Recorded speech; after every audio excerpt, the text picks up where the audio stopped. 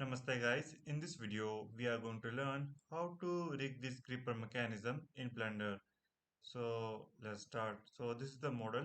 If you want the project file, this project file will available on my Udemy course. Okay. So but yeah, you can learn from it and you can make your own model. So let's see how to approach. So this is the model. So how should I approach it? First question. So I'm going to use inverse kinematics. So I'm going to make something like this, a bone here, here, and a here. And this is suspension, so I will add a bone here to control using transformation. Enough chit chat. Now let's see how to make it. So first thing that I need to do is I need to add a bone. Where I will add a bone. Let's select this part. Notice these two are combined. So press tab, press 3 on your numpad.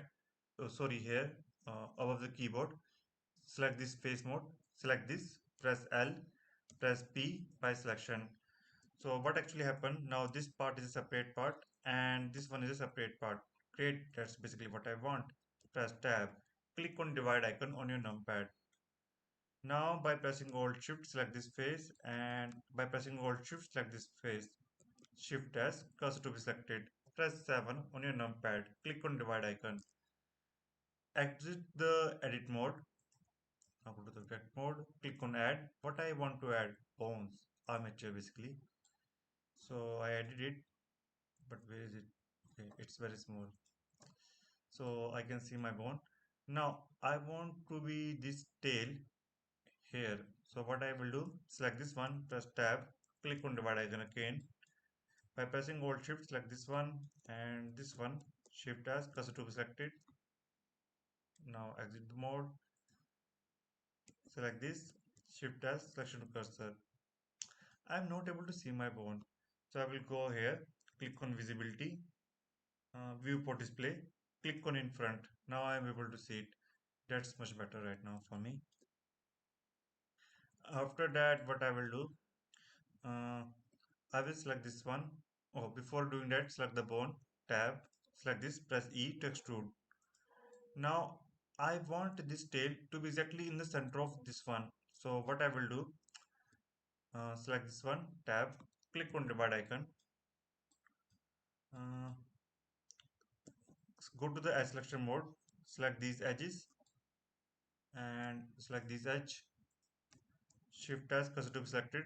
Now it's exactly in between, that basically what I want. Click on divide icon, select this, shift as selection to cursor, press 7 on numpad, press E and X, press A, armature, bone roll, recalculate bone roll, global Z axis.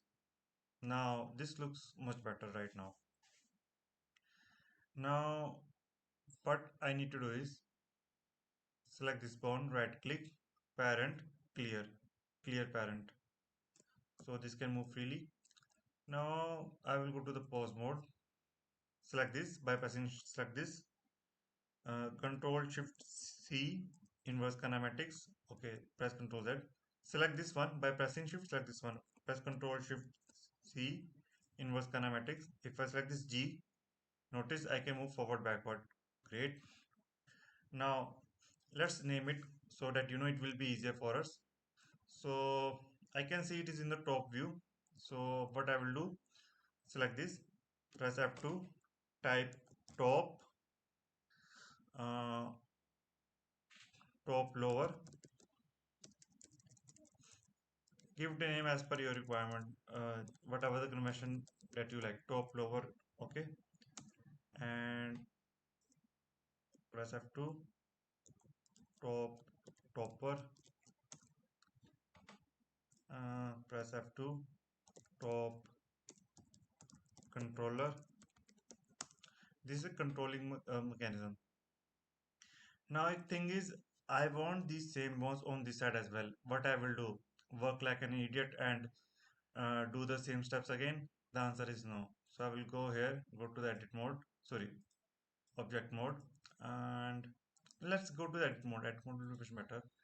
And I will press shift as cursor to the world origin. Now it's in the center. Select this. and press Shift D, enter. Press S Y minus 1. Okay. Uh, First go to instead of global. Wait a minute. Click on 3D cursor. Now press S Y minus 1. Yes, now it's working. Let me tell you what was the issue earlier. So the issue was earlier is that it was taking 3D origin about which it need to rotate or mirror, basically about the bone axis. After selecting 3D, it is taking mirror about this axis. That's the reason it's working right now. Hope it understands. If you have doubts, don't worry. Feel free to ask. Now select these two. Press Shift as cursor to be selected. Click on add a single bond.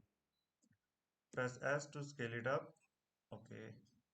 Press R, Y, 90-degree, scale it up, 7, and press F2 and give it a name. Let's say main controller. This is the main controller, by the way. Controller. Okay. And let's give them name as well. So this one will be lower. I know it's a very garbage name, but yeah, it's work. Lower top. What was his name again? This was name top controller. So its name will be lower controller. Lower controller. Great. Now what I will do, I will select this one and I will use constraints. You can use drivers as well, but this time I think constraints is okay for me. Or just do the parenting part. Select this pawn by pressing shift this pawn. By pressing shift at the end, select this one. Press Control P. Not this one. Okay. Edit mode. Select this one, and by select this one, press Control P. Keep offset. Now if I select this one, press G X. Yep, it's working fine. That's basically what I want. Now let's do the rigging part. So go to Edit, uncheck the Lock Object modes. Click on Object. Select this one. By pressing shift select, there is a one issue that you might notice. If I press select this one, I press G, notice these two objects are a single one, so I don't want it. So what I will do, I will select this one, tab, select this face by press selection face mode, press L, press P by selection. Now this is a separate and this is separate right now. So I will select this one by pressing shift this one. Okay, go to the pause mode first. Select this one and by pressing shift this one, press Ctrl P, bone. Select this one by pressing shift this one, press Ctrl P, bone. Repeat the step for this one as well,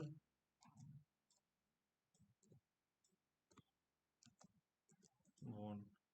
And select this one by pressing shift this one, press Ctrl P, bone. So if I press G, X, notice this, that's how it works. Now let's do the animation as well. So let's bring it back to a little bit. Uh, let's bring it back to a position G. I think up to this much is fine. Select this position, press key and click on location. Go to the frame 60, press G, X and move it as per your requirement. I think this much is fine for me. Press K, location. If you are using Blender previous version, then you might need to use keypad shortcut I. In 4.2 or above version, you need to press key for this insert keyframe menu. Okay. If I click on play, this is what I got. Now I will select this one, go to the frame 120, Control V. But I want to be loop infinitely. What I can do?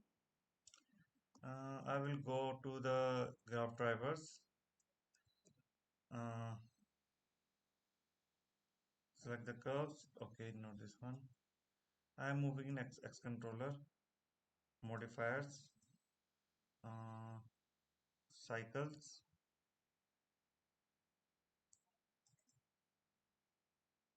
This one working or not? Okay, not this working. Let's see what the issue.